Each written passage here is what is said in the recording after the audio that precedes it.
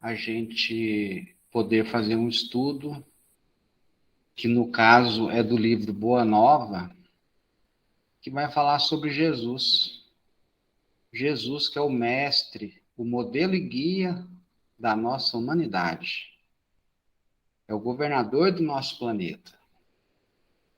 E hoje, Semana Santa, onde a religião católica, que é a religião que foi por muito tempo a predominante no nosso país, no Brasil, né? E eu achei interessante hoje, quando eu vi uma notícia na televisão, que foi a repórter Ilse Scamparini, se eu não me engano, ela falou assim que faz parte, a Sexta-feira Santa, das tradições das religiões, ou melhor, da religião cristã, católica. Eu gostei que ela complementou, porque às vezes a gente vê falar da religião cristã, né? Por que eu estou chamando a atenção para esse fato? Jamais, em hipótese alguma, iríamos falar alguma palavra contra qualquer religião, porque a religião é uma das portas que escolhemos para nos aproximar do nosso Criador maior através do caminho, verdade e vida que é Jesus. Mas o Espiritismo, ele nos traz o tempero necessário para entender o Mestre. Esse tempero, ele não vem de uma teoria, são os espíritos mensageiros de Jesus que nos trouxeram o Consolador prometido por ele há 2000 anos. E esse Consolador, ele vem ampliar o ensinamento de Jesus e também, ao mesmo tempo, com a lente de aumento, procurar entender mais detalhadamente aquilo que à época ainda não tínhamos condições de absorver. Então, qual é o comportamento do cristão espírita perante a Semana Santa? Eu diria que o nosso comportamento tem que ser o mesmo todos os dias. Qual que é o mandamento maior de Jesus? Amar a Deus sobre todas as coisas e amar ao próximo como a ti mesmo. Esse mandamento que reúne todos os outros é muito pouco entendido, até mesmo por nós espíritas, porque ainda estamos em fase evolutiva. Não sabemos que amar a Deus não é simplesmente adorar a Deus. Quando a gente ama a Deus, a gente respeita as leis divinas. Um pai carnal, eu sou pai, muitos aqui são pais, né, mães? Como que um filho, somos filhos também, né? Como que um filho respeita o pai? É ir lá beijar a mão dele? A bênção, pai. Tudo bem, não é errado fazer isso. Mas qual que é a melhor maneira de fazer isso? É seguir os conselhos positivos do nosso pai. Quando a gente é filho, ou quando a gente é pai, e a gente observa um filho, né, fazendo alguma coisa de bom para a sociedade, não tem coisa melhor do que ganhar um ovo de Páscoa, né, gente? Ou outra coisa material que seja. Sem querer, né? Eu gosto de ovo de Páscoa, viu, gente? Quem quiser dar, pode mandar aí. Brincadeira, tá, gente? Porque o espírita não tem que ser carrancudo, tá? Quando a gente fala de Jesus, Jesus, ele é o caminho da vida. Ele é o modelo da vida. Nós devemos imitar ele, tá? Então, o espírita, na Semana Santa, ele respeita todas as tradições, mas, ao mesmo tempo, ele não segue rituais. A Sexta-feira Santa, ela representa aquela crucificação de Jesus, que é muito difícil de a gente entender mesmo, como chegou num ápice negativo desse. Mas, enfim, o maior respeito que a gente pode dar para a Semana Santa é procurar seguir as lições de Jesus, o Evangelho de Jesus, amar a Deus sobre todas as coisas e o próximo como a ti mesmo. O que quer dizer amar o próximo como a ti mesmo? É a empatia, gente, se colocar no lugar do próximo. apesar da nossa pequenez ainda, mas há condições de a gente fazer isso. Então, no momento em que a gente se esforça para domar as nossas más tendências, que a gente se esforça para melhorar, que a gente estuda, o entendimento traz consequências positivas. Porque se eu simplesmente deixar de comer carne na Sexta-feira Santa, né? Eu deixar de fazer o mal para os outros na Sexta-feira Santa, mas e as outras sextas-feiras eu continuar com as minhas más tendências? Já dizia Jesus, o que faz mal não é o que entra pela boca, é o que sai pela boca. Porque as ações, elas têm início no pensamento. E as ideias se propagam pela palavra. Então, é muito ótimo, excelente a gente ter o conhecimento espírita, porque o conhecimento espírita ele vai ser um divisor de águas quando a gente começar a estudar e entender, e não simplesmente aceitar. O que eu falar hoje aqui, não quero que vocês concordem, eu quero que vocês criem interrogações e procurem a resposta através de vocês mesmos, através do Evangelho de Jesus e através do raciocínio lógico. Então, a Semana Santa, o entendimento que temos é que devemos prestar mais atenção nos exemplos que Jesus nos deu nos 3 anos que são divulgados nos evangelhos. E não simplesmente na Semana Santa, né, a gente ficar enclausurado, né, igual a tia Toninha falou esses dias numa reunião, que quando ela era mocinha lá, não podia bater roupa porque estava batendo no corpo de Cristo, não podia cortar, porque então isso não existe, tá, gente?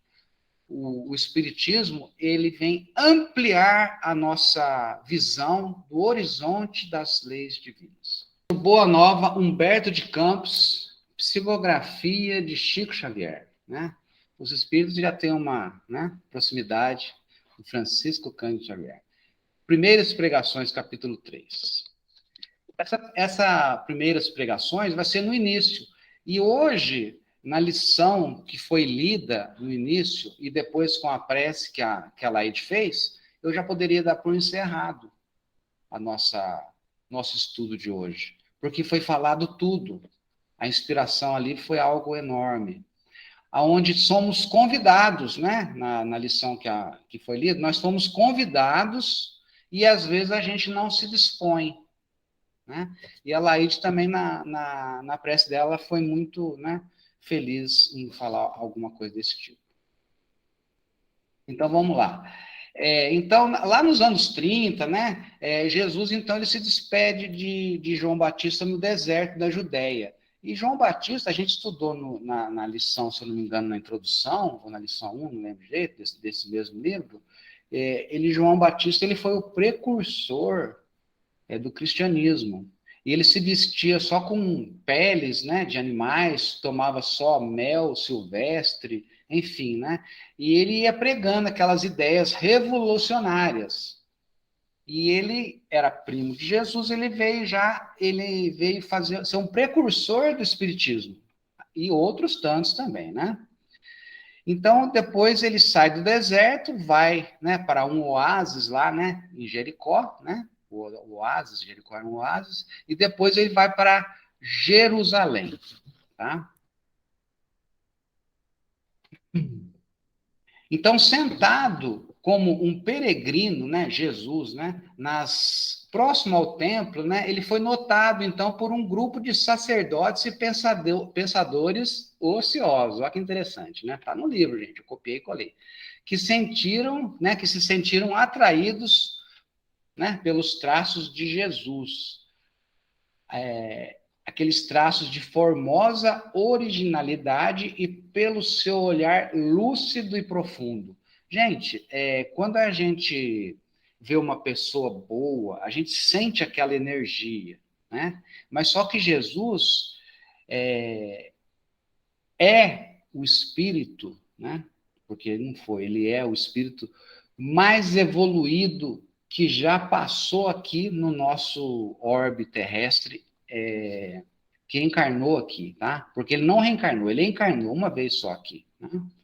E eu já vi alguém falar diferente, que Jesus foi esse, foi aquele. Não, Jesus só encarnou uma vez, tá, gente? E ele é o espírito mais evoluído que já passou aqui. Ele faz parte, né, de um grupo de espíritos, né, por excelência, né, e por mérito próprio, a gente pode considerar Jesus como o médium de Deus. Mas, enfim, se a gente observa pessoas comuns que já nos trazem, vamos pensar em Chico Xavier, Irmã Dulce, não precisa ser só espírita não, gente.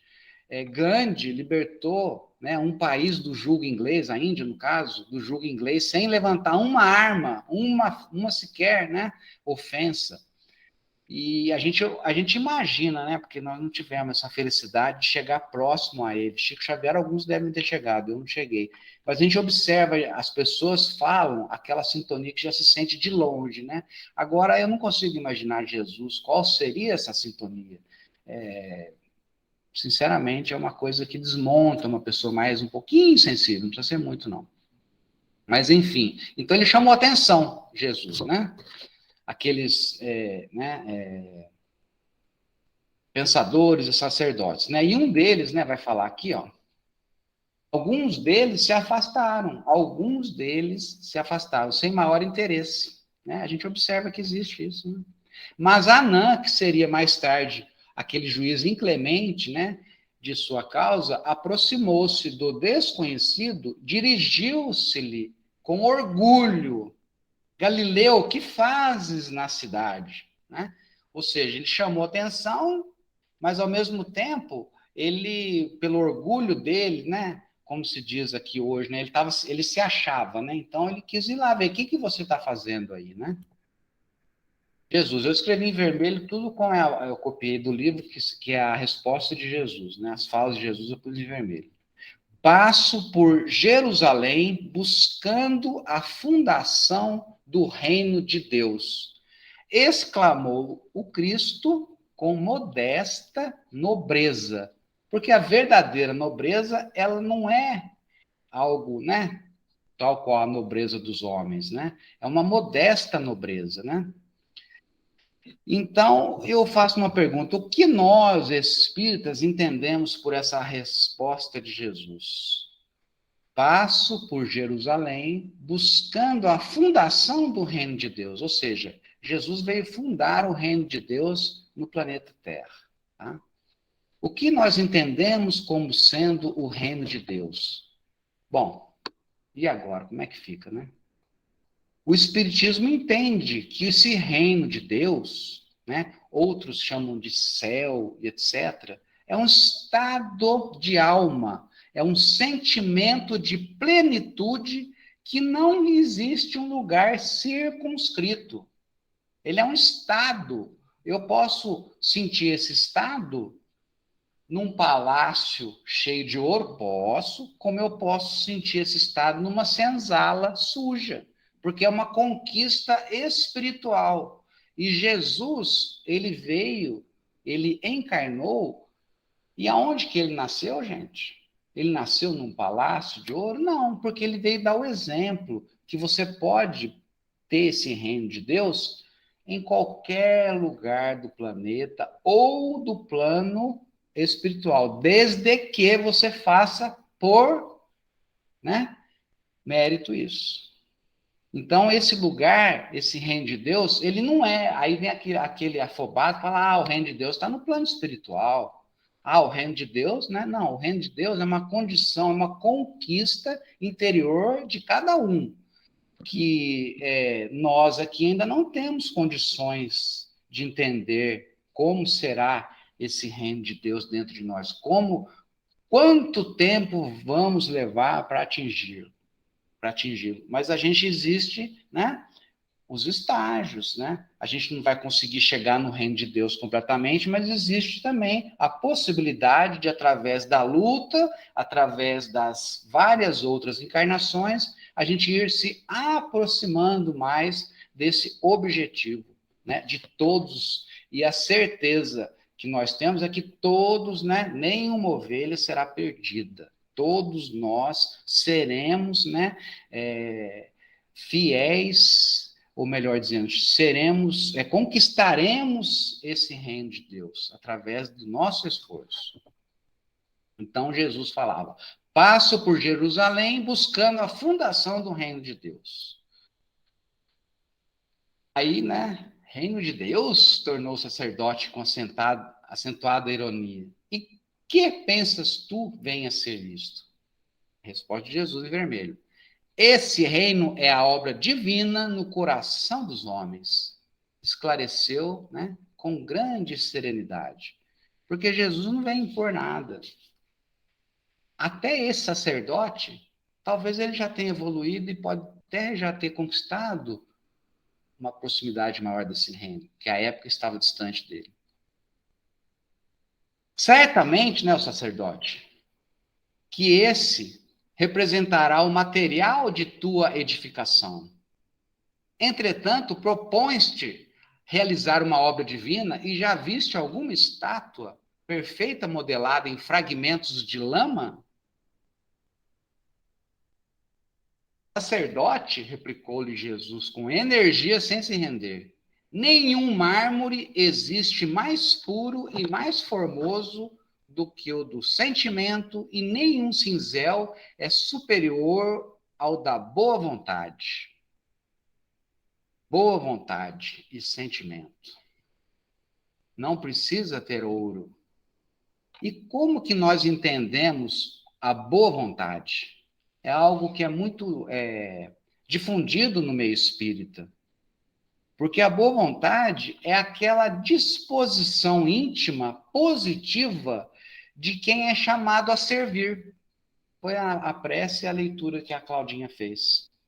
É fator indispensável para as conquistas humanas, quer nas coisas materiais, quer nas coisas espirituais. Temos que ter a boa vontade.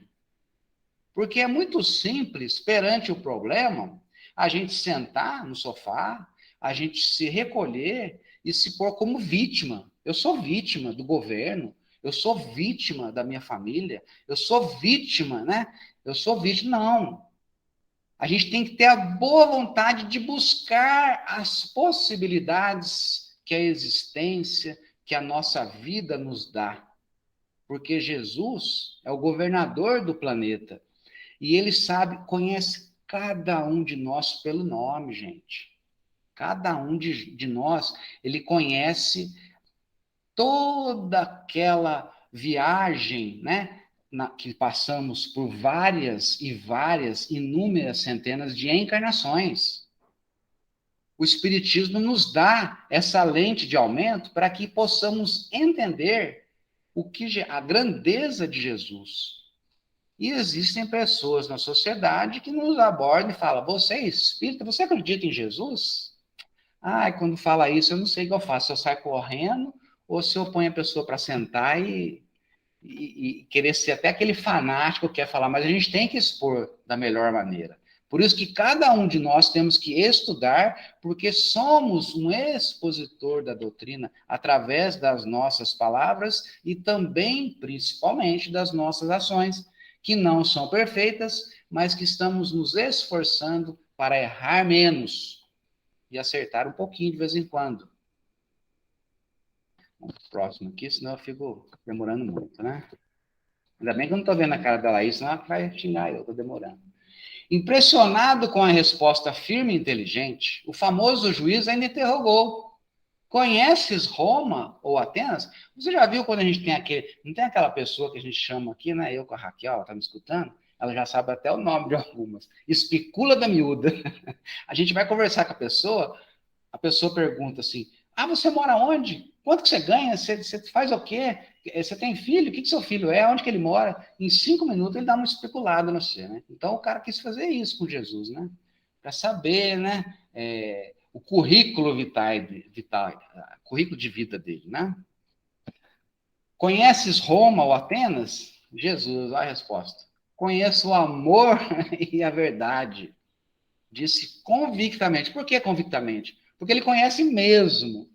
Se alguém perguntar e eu falar isso, eu vou falar, né, titubeante, porque eu não conheço a realidade do amor nem da verdade. A gente vai aprendendo, né? E a gente sabe que o amor é o maior mandamento. Amarás a Deus com todas as forças e ao próximo como a ti mesmo. Está reunido ali todas as leis, não é verdade? E a gente tem também no Livro dos Espíritos que vai falar sobre a verdade. A verdade não constitui, né, não constitui edificação que se levante por informações alheias no caminho da vida. É a realização eterna que cabe a cada criatura consolidar aos poucos, dentro de si mesma, utilizando a própria consciência. Ou seja, a verdade, né? Hoje em dia a gente tem o Dr. Google, né? Que, aliás, é uma ótima ferramenta, né? Eu utilizo ela demais, principalmente quando a gente vai procurar as exposições, né? E eu sou da turminha aí que fazia exposição sem ter o Google, viu, gente? Nós sofríamos, não tinha esse negócio de copiar e colar, não. É difícil. Mas, como se diz, né? A tecnologia está aí para nos ajudar, né? E então a verdade é alguma coisa que a gente vai consolidando. Não tem como você ir lá, né? O exemplo que eu queria dar, no Google e perguntar o que é a verdade, eu copio, imprimo um papel, vou ler, bom, agora eu já sei. Não. Você vai construindo ela. Por exemplo, vamos falar de reencarnação. A reencarnação, ela faz parte da verdade das leis da vida. Porém, para que se construa isso dentro de uma pessoa, foi o que a Claudinha e eu estudamos, que é o método, né, do Livro dos Médiuns. A gente primeiro tem que ver se a pessoa acredita na vida após a morte, acredita no espírito. Porque como que você vai falar de reencarnação se a pessoa acha que é só matéria? Acabou isso aqui, acabou tudo. Você vai falar de reencarnação? Então é uma construção que vai acontecendo aos poucos. É igual uma edificação, uma construção civil. Você tem que fazer o projeto, você tem que fazer uma análise de solo, você tem que fazer o baldrame, e por aí vai, até chegar no telhado, no acabamento, para você. A verdade nossa é a mesma coisa. Você não vai direto no telhado e no azulejo. Não, você tem que ir construindo ela de uma maneira estruturada. E eu me lembro, tem aquela passagem que a gente fala, né? A gente tem que construir na rocha. Então, por isso que é bem difundido no meio espírita, né? Que é preferível você negar muitas verdades do que você aceitar uma mentira. Porque no momento que você aceita uma mentira no meio das outras verdades, lá na frente a mentira ela vai desabar. E aí ela leva o prédio todo abaixo. Então a gente tem que construir em cima de verdade. Então, se hoje eu nego uma verdade, ela continua sendo verdade. Amanhã eu vou ter acesso a ela e poder entender de uma maneira mais tranquila, mais a minhas condições. Aí ele continuou, né? Tem ciência dos códigos da corte providencial e das leis do templo? Inquiriu Anã, inquieto. Jesus. Sei qual é a vontade de meu Pai que está nos céus. Respondeu o mestre brandamente. Então a gente observa, né, que a vontade do Pai que está no céu é a lei divina. Então, se você segue a lei divina, você não está errando em nada. A lei dos homens, ela vai modificando, porque os homens vão evoluindo e os costumes vão mudando. Então, uma lei dos homens daquela época, hoje, se a gente puser em prática, vai ser um caos. Assim como a lei de hoje, daqui a 1000 anos, posto em prática, vai virar um caos daqui a 1000 anos. Então, ela tem que ir adaptando até chegar ao mais próximo e até chegar aonde é a vontade do nosso Criador, que é a lei divina, tá, gente? Então, vai falar hoje sobre quando Jesus, então, lá nos anos 30, ele vai, então, em busca dos seus primeiros discípulos, tá? Jesus se encontrava, então, nas circunvizinhanças de Carfanaum, como se ele procurasse, né, com viva atenção, algum amigo que estivesse à sua espera. Em breves instantes, ganhou as margens do Tiberíades e se dirigiu resolutamente a um grupo alegre de pescadores, como se de antemão os conhecesse a todos, né? Será que ele não conhecia? Claro, né? Jesus aproximou-se do grupo e, assim que dois deles desembarcaram em terra, falou-lhes com amizade. Simão e André, filhos de Jonas, venho da parte de Deus e vos convido a trabalhar pela instituição de seu reino na terra. Aí a gente observa, né? Vamos voltar lá no slide 4, né? Que eu falei o seguinte: aonde que é o reino de Deus? Para ser aqui na terra, é no coração do homem. É no seu interior. O reino dos céus não é nas coisas da terra, né? Porém, né? Isso é um adendo que eu estou pondo aqui, saiu um pouquinho do livro. Alguns fatores nos chamam a atenção nesse gesto de Jesus, uma vez que tanto aqueles como esses eram pessoas, né, estabelecidas, eles tinham família, né? E Jesus simplesmente lhe diz: vinde após mim e vos farei pescadores de homens. Está em Mateus, né? Aqueles homens, eles tinham família, tinham pais, né, esposas, filhos, empregados, e simplesmente o seguiram. Voltando ali na lição que a Claudinha leu e na prece que a Laide fez, né? Quantas vezes somos, às vezes, convidados, porém, né? O que a gente fala? Todo mundo sabe as desculpas aí, né?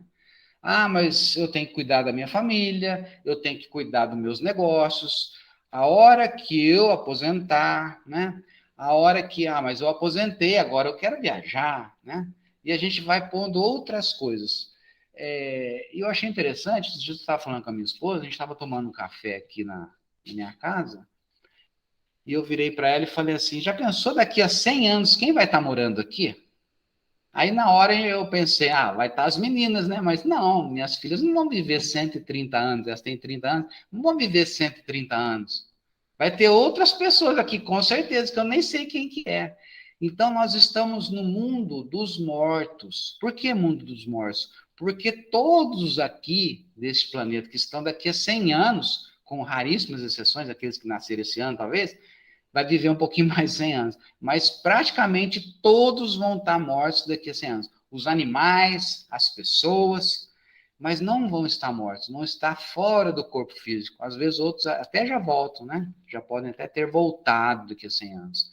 Mas, enfim, damos tanta atenção, né, a qual eu me incluo, nas coisas materiais, e às vezes deixamos para segundo, terceiro, quarto, quinto plano as coisas que realmente vão nos dar subsídio de equilíbrio, subsídio de felicidade, de paz, para que possamos, né, realmente atingir aquele reino de Deus um dia lá na frente, né?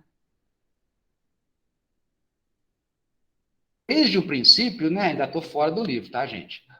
Jesus sabia quem eram aqueles homens, orientou-os para levarem a boa nova adiante após a sua partida, e por sua vez nunca titubeou diante de suas condições de encarnados, enredados na senda da carne, porque Jesus já sabia do potencial de cada um, porque não foi ao acaso, né? Então, Jesus resolveu ir lá e chamar os pescadores. Vamos ver se dá certo. Não, gente. Isso aí nós fazemos isso. Jesus não.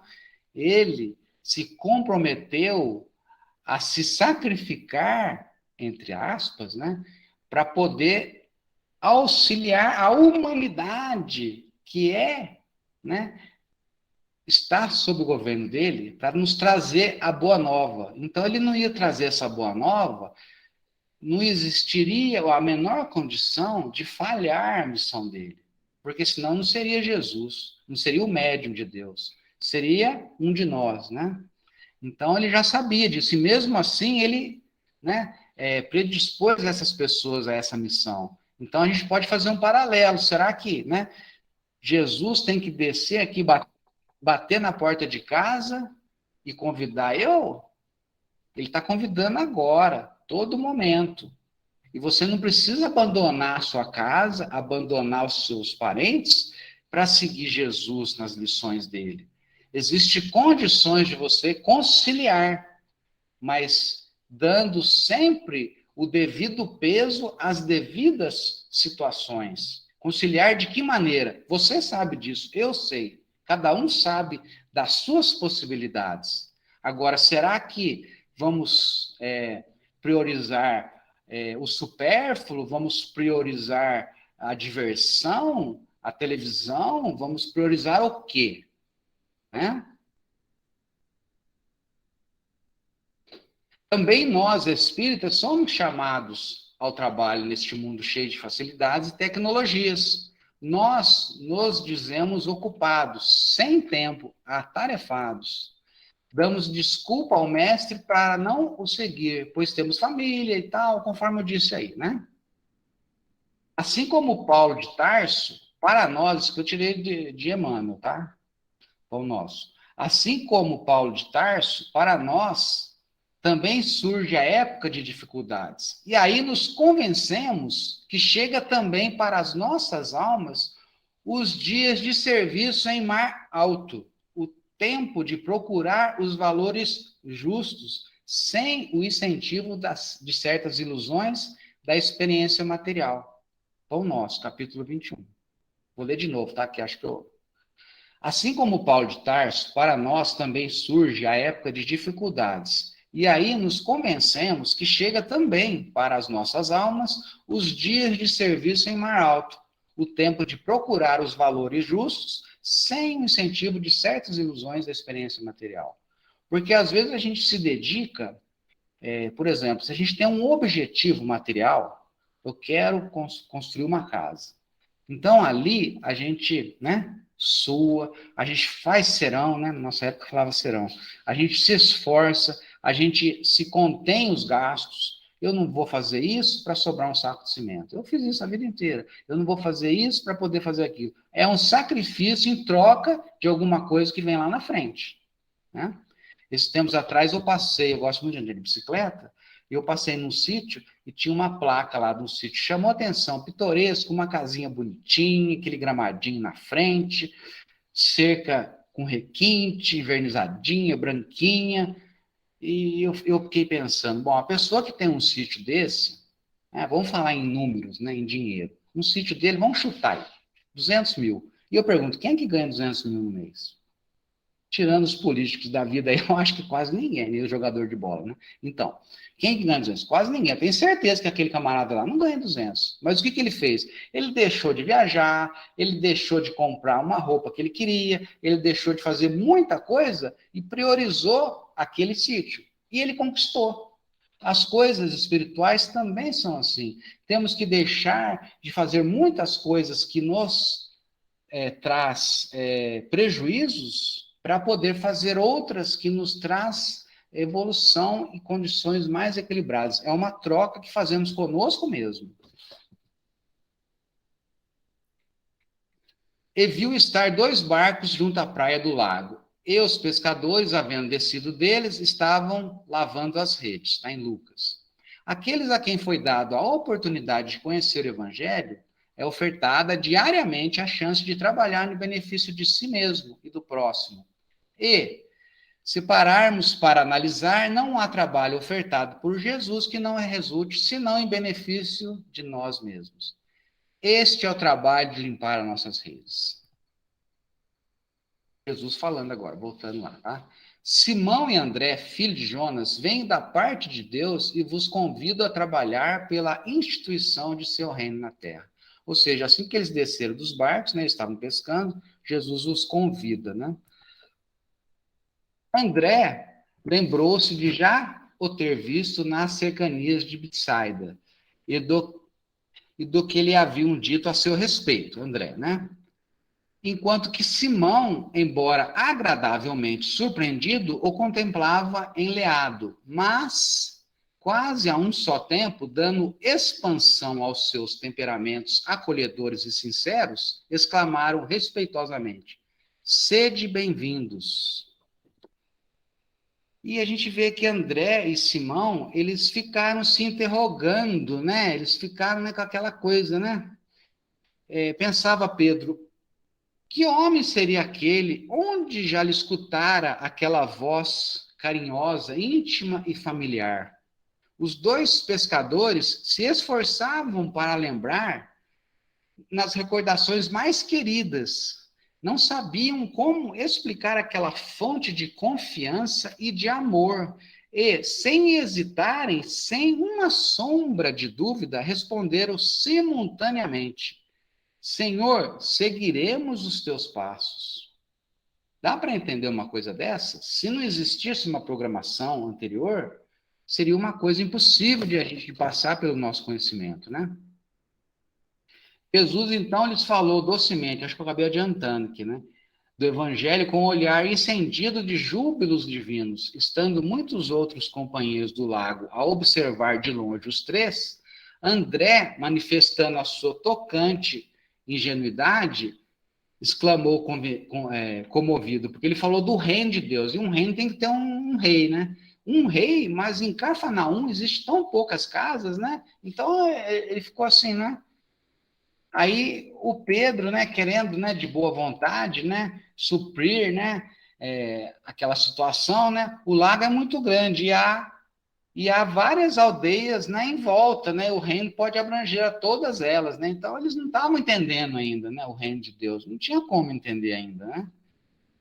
O Senhor, né, Jesus esboçou um sorriso sereno e como se adiasse com prazer as suas explicações para mais tarde, inquiriu generosamente: quereis ser meus discípulos? Né? E eles começaram a inquirir, né? Aquilo que eu falei. É, da onde que vinha aquela voz, da onde que era aquela, né? Jesus os abraçou com imensa ternura e, como os demais companheiros se mostrassem admirados e trocassem entre si ditérios ridicularizadores, o mestre, acompanhado de ambos e de grande grupo de curiosos, se encaminhou para o centro de Cafarnaum, onde se erguia a intendência de Antipas, né, do que era lá o chefão lá, né? Então, o que acontece? Aquela conversa, as pessoas de longe começaram, né, a achar, né, ridículo aquela situação e tal, né? Bom, aí ele entrou calmamente na coletoria e, avistando um funcionário culto, conhecido, publicano, né, aquele que recolhia impostos, né, perguntou-lhe: que fazes tu, Levi? Ele não perguntou o nome dele, já falou: que fazes tu, Levi? Jesus falando, né? O interpelado fixou-o com surpresa, mas, seduzido por aquele magnetismo de Jesus, ele respondeu sem demora: recolha os impostos do povo devido a Herodes.